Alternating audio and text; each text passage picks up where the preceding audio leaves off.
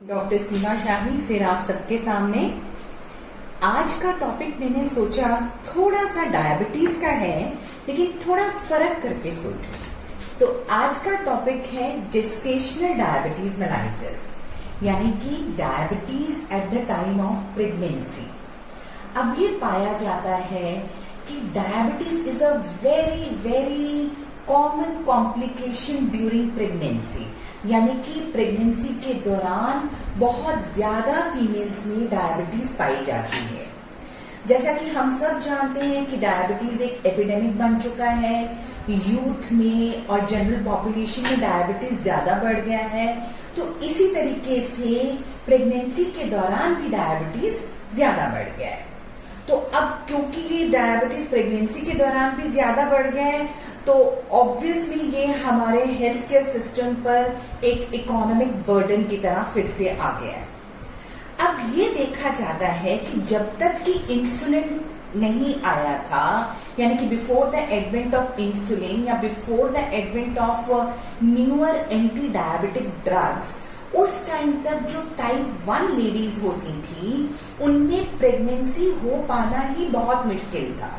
In case pregnancy हो in case patient conceive कर भी जाती थी तो वो प्रेगनेंसी कंटिन्यू कर पाना बहुत मुश्किल था।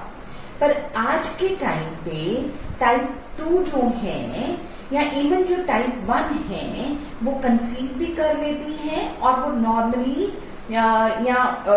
They reach the time of delivery also, and delivery भी उनकी हो जाती है।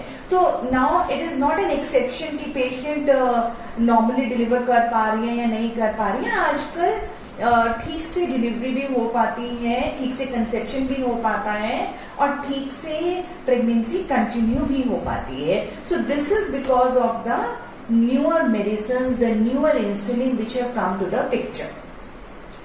सो अब ये देखा जाता है कि जो लेडीज डायबिटिक हैं तो उनमें फर्टिलिटी में क्या चेंजेस आते हैं। तो diabetes of course it plays a greater role in the fertility of the women.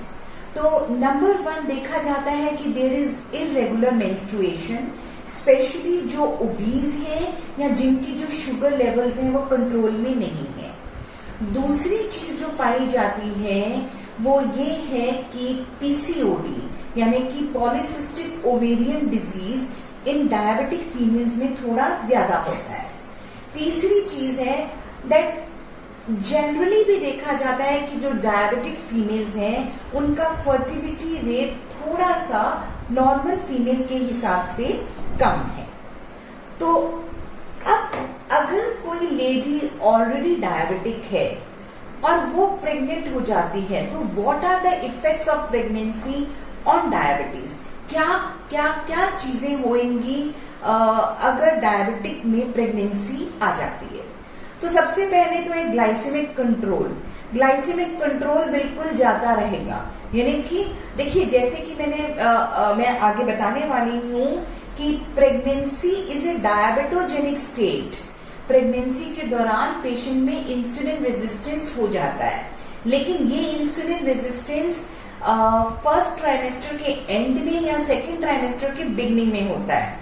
Initially तो क्या होता है कि जब प्रेगनेंसी के दौरान इंसुलिन रेजिस्टेंस जब होता है तो बॉडी में ईस्ट्रोजन और प्रोजेस्टेरोन जो सिक्रीट होते हैं वो बीटा सेल का हाइपरप्लेसिया करते हैं और हाइपर इंसुलिनीमिया हो जाता है, यानी कि इंसुलिन लेवल ज्यादा बढ़ता है और कंपनसेटरी जो ब्लड शुगर्स हैं वो नॉर्मलाइज हो जाते हैं।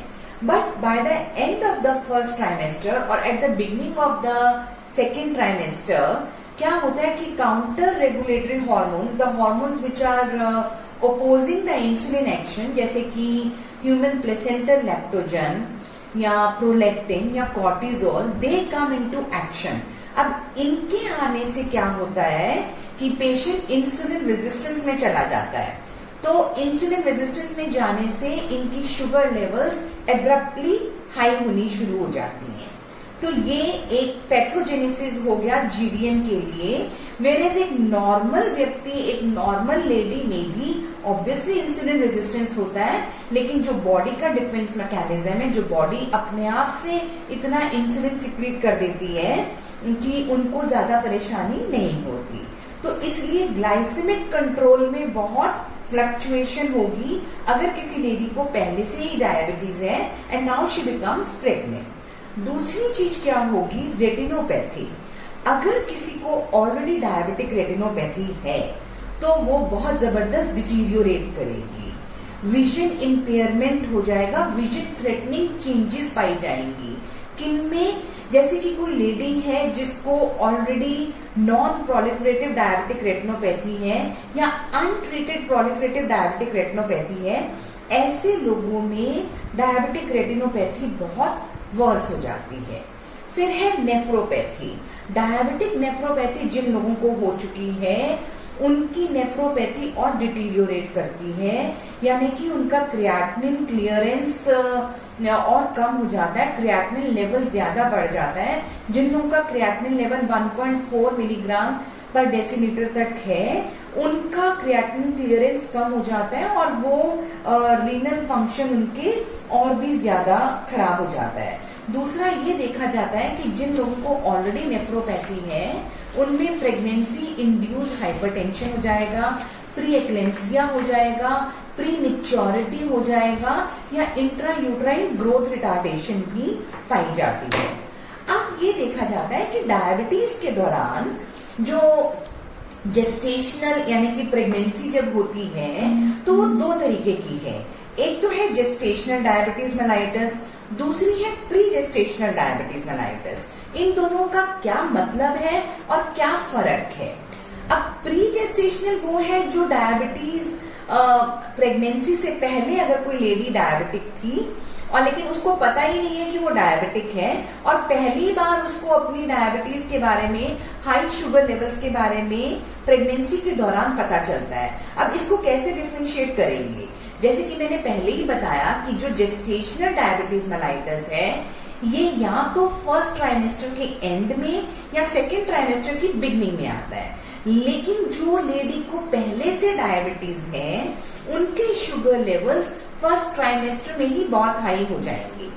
अब ऐसे जेस्टेशनल डायबिटिक पेशेंट्स को हमको इंसुलिन देनी पड़ती है, पर जो प्री जेस्टेशनल है उनकी इंसुलिन की डोज बहुत ज्यादा हो जाएगी, यानी कि जितनी हम नॉर्मल देते हैं उससे 2-3 गुना ज्यादा इंसुलिन की डोज देनी पड़ती है। तीसरी बहुत इंपॉर्टेंट चीज ये है कि जो जेस्टेशनल डायबिटीज मेलाइटस है ये बहुत माइल्ड होता है और डिलीवरी होने के बाद ये खत्म भी हो जाता है। और लेकिन एक ध्यान देने वाली बात ये है कि जो जेस्टेशनल डायबिटिक विमेन है इनको लॉन्गर रन में टाइप 2 डायबिटीज होने के चांसेस ज्यादा बन जाते हैं। वेरेज जिन लेडीज को पहले से डायबिटीज है, एक तो उनकी डायबिटीज बहुत सिवियर होती है, उनको इंसुलिन की डोज बहुत ज्यादा चाहिए होती है और इनकी डायबिटीज खत्म नहीं होती डिलीवरी होने के बाद भी। और ये देखा गया है कि 15 से 20% विमेन जो अर्बन एरियाज में रहती हैं they are diabetic at the time of their pregnancy. अब क्या रिस्क फैक्टर्स हैं, किन लेडीज में जीडीएम ज्यादातर पाया जाएगा? तो रिस्क फैक्टर्स में है कि जैसे सबसे पहले एल्डरली प्राइमी ग्रेविडा, यानी कि कोई लेडी जो 35 साल के बाद पहली बार कंसीव करती है, ऐसी लेडीज में जीडीएम होने के चांसेस ज्यादा पाए जाते हैं। ओबेसिटी, मोटापा जिनमें है उनमें ज्यादा पाए जाते हैं, यानी कि जिनकी बैड ऑब्स्टेट्रिक हिस्ट्री है, पहले भी कोई डिलीवरी या उनकी पहले भी कोई प्रेगनेंसी खराब हो चुकी है। पॉजिटिव फैमिली हिस्ट्री है, यानी कि अगर उनकी फैमिली में ऐसा पाया गया है तो उनकी किसी प्रीवियस प्रेगनेंसी में या इस जो करंट प्रेगनेंसी में है उसमें उनको प्रेगनेंसी इंड्यूस्ड हाइपरटेंशन है, तो ऐसी लेडीज में जीडीएम पाया जाता है। हाइड्रेम्नियोज है, हाइड्रेम्नियोज से मतलब है कि एमनियोटिक फ्लूइड जिनका ज्यादा बढ़ा हुआ है। देयर आर फ्यू लेडीज, कुछ एक हाई रिस्क एथनिक ग्रुप्स भी होते हैं, तो ऐसी लेडीज में जो ऐसा कोई हाई रिस्क ग्रुप है उनमें फिर ये पाया जाता है। या फिर अगर पिछली प्रेगनेंसी में बिग बेबी हुआ था, कोई प्रीवियस इंट्रायूट्राइन डेथ हुई थी, या पहली प्रेगनेंसी में कोई बच्चे को कंजेनाइटल एनोमलीज आई थी, तो ऐसी सिचुएशन में ये रिस्क फैक्टर होते हैं उन लेडीज को जिनको जीडीएम होने के चांसेस होते हैं। अब बच्चे के ऊपर क्या इफेक्ट आएगा अगर मदर प्रेग्नेंट है? तो सबसे पहला इफेक्ट है हाइपरग्लाइसीमिया, यानी कि मदर की अगर शुगर लेवल ज्यादा हैं तो वो प्लेसेंटा के थ्रू डिफ्यूज होके बच्चे में भी वो शुगर लेवल्स ज्यादा, फीटस में भी वो शुगर लेवल्स ज्यादा पाए जाएंगे। अब ये देखा जाता है कि 9th वीक से बच्चे के पैनक्रियाज काम करने शुरू हो जाते हैं। अगर फीटस का भी ब्लड शुगर लेवल ज्यादा है तो उसके अंदर भी बीटा सेल हाइपरप्लेसिया होना शुरू हो जाता है, तो मैक्रोजोमिया हो जाता है, यानी कि जो बच्चा है उसका साइज एक नॉर्मल साइज से बड़ा हो जाता है। So that is called as a big baby. तो एक मैक्रोजोमिया फीचर आ जाएगा। दूसरा, डिलीवरी के टाइम पे जब आपका मदर से कांटेक्ट खत्म हो जाता है, जब अम्बिलाइकल कॉर्ड कट हो जाएगी, तो उस टाइम पे क्या होगा कि शुगर लेवल्स, तो अब शुगर तो नहीं जा रहा मदर के थ्रू बच्चे में, बट उनकी इंसुलिन सिक्रीशन अभी भी हाई है। तो जो बच्चे ऐसे पैदा होते हैं उनमें कई बार पाया जाता है हाइपोग्लाइसीमिया में वो पाए जाते हैं। दूसरी बहुत इंपॉर्टेंट चीज है टेरिटोजेनेसिस, यानी कि कंजेनाइटल एनोमलीज। अब ये कंजेनाइटल एनोमलीज किन किन पार्ट में पाई जा सकती हैं? हो सकता है कि उनके हार्ट में कोई एनोमली हो सकता है उनके नर्वस टिश्यू में कोई एनोमली हो। नर्वस टिश्यू में एनोमली हो तो देखा जाता है कि ऐसे बच्चों का स्कल ठीक से डेवलप नहीं हुआ होता, या ब्रेन ठीक से डेवलप नहीं हुआ होता, या उनकी स्पाइनल कॉर्ड ठीक से डेवलप नहीं हुई होती। उसको कहते हैं neural tube defect. Sacral agenesis भी पाई जाती है ऐसे बच्चों में। गैस्ट्रोइंटेस्टाइनल ट्रैक्ट में भी प्रॉब्लम एनोमलीज पाई जाती हैं, या उनकी स्केलेटल एनोमलीज भी होती हैं, उनमें क्लेफ्ट लिप होता है या क्लेफ्ट पैलेट भी होता है ऐसे बच्चों में। तो दूसरी बहुत इंपॉर्टेंट चीज है कि इनका जो लंग्स हैं वो अंडर डेवलप्ड होते हैं, तो अंडर डेवलप होने के कारण उनको फिर बीमारियां होने के चांसेस ज्यादा हो जाते हैं, जैसे कि एस्थमा या इस तरीके की प्रॉब्लम्स ऐसे बच्चों में ज्यादा पाई जाती हैं। फिर इनके अंदर पॉलीसाइथीमिया होता है, यानी कि इनका इरिथ्रोपोएटिन लेवल्स ज्यादा होता है। इनके अंदर इंट्रायूट्राइन डेथ भी ज्यादा हो जाती है। क्यों इंट्रायूट्राइन डेथ ज्यादा होती है? क्योंकि बच्चे को ऑक्सीजन नहीं मिल पाता, या उसका पोटेशियम लेवल बिल्कुल गिर जाता है, या एसिडोसिस हो जाता है। ऐसे बच्चों में डिलेड चेंज होता है फीटल हीमोग्लोबिन से लेके अडल्ट हीमोग्लोबिन तक। तो इसका मतलब है कि बच्चे के अंदर भी बहुत तरीके की कॉम्प्लिकेशंस हो सकती हैं अगर मदर प्रेगनेंसी के टाइम पे डायबिटिक है और अगर उनकी शुगर लेवल्स अच्छे से कंट्रोल नहीं है। अब कैसे डायग्नोस करेंगे? इसके पीछे बहुत कंट्रोवर्सी है, बहुत स्ट्रैटेजीज देखी गई हैं। पहले तो कहा जाता है कि सिर्फ जो लेडीज या जो विमेन आपको हाई रिस्क लगती है सिर्फ उनको इन्वेस्टिगेट करें, लेकिन ये पाया गया है कि हमारे देश में almost all the women they have the risk of getting diabetes. So it is better that we investigate each and every pregnant woman during their antenatal visit. तो सबसे पहली प्रीनेटल विजिट में हम फीमेल का ब्लड शुगर लेवल्स चेक करते हैं। अगर उनके ब्लड शुगर लेवल्स हमको नॉर्मल मिलते हैं तो हम उनको 24 या 28 हफ्ते के बीच में बुलाते हैं और उस टाइम पे हम उनका OGTT करते हैं, और उससे हमें पता चलता है कि जो फीमेल है उसको डायबिटीज, ओवर डायबिटीज है या GDM है या वो नॉर्मल है। पहले कुछ होता था कि स्टेप 1 अप्रोच या स्टेप 2 अप्रोच होता था। Now the IADPSG guidelines have come over, that is international association of diabetes in pregnancy study group. अब according to this guidelines which has been endorsed by the WHO and ADA, ये guideline कहती है कि आप एक prenatal visit में pregnant women की fasting sugar check कीजिए, उसकी HbA1c चेक कीजिए, उसकी रैंडम ब्लड शुगर चेक कीजिए। अगर आप पाएंगे कि वो ओवरटली डायबिटिक है, यानी कि अगर उसकी फास्टिंग 126 से ऊपर है, तो हम उसको कैटेगराइज कर देंगे ओवरटली डायबिटिक में। अब ओवरटली डायबिटिक का तो जो ट्रीटमेंट डायबिटिक पर्सन्स का चलता है वैसे चलेगा।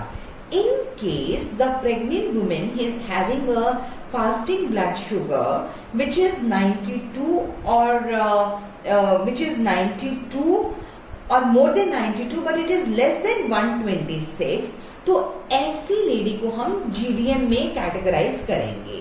अब फिर तीसरी कैटेगरी आ जाती है जिनके अंदर नॉर्मल ब्लड शुगर्स आई।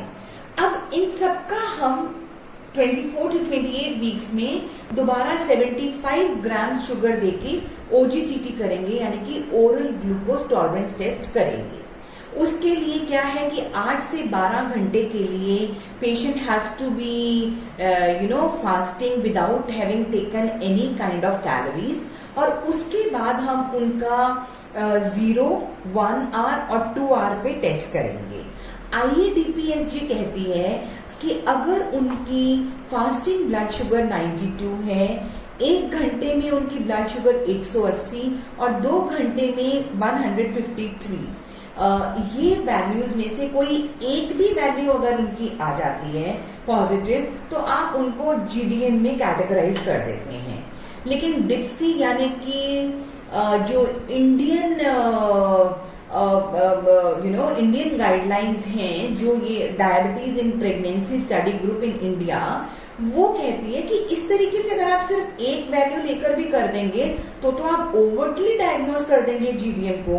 तो एज पर डिप्सी कहता है कि एक तो इतना आसान नहीं है कि पेशेंट को 2 घंटे तक बिठाए रखो और उनका 3 बार ब्लड शुगर्स लो और फिर उसके बाद देखो।